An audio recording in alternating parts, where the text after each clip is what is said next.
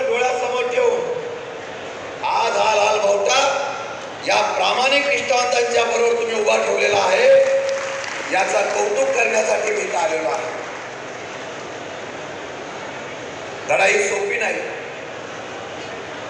विरोधक सर्व खिळखिळे करून टाकायचे आणि सत्ता आपल्या हातामध्ये कशा कायम राहील याच्याबद्दलचा कामकाज गेले अनेक वर्षापासून महाराष्ट्र पाहतोय.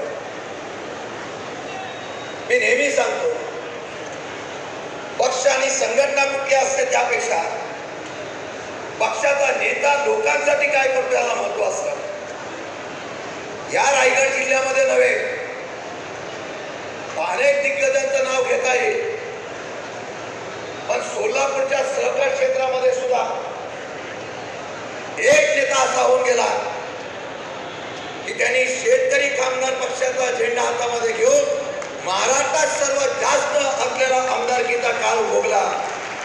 ते स्वर्गवासी गणपतराव देशमुख.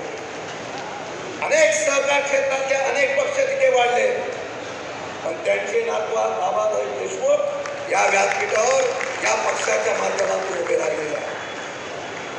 सत्तेमध्ये जायचं असतं तर भाईंना सुद्धा त्या ठिकाणी संधी मिळाली असती, पण ज्या सत्तेच्या विरोधात अनेक या लोक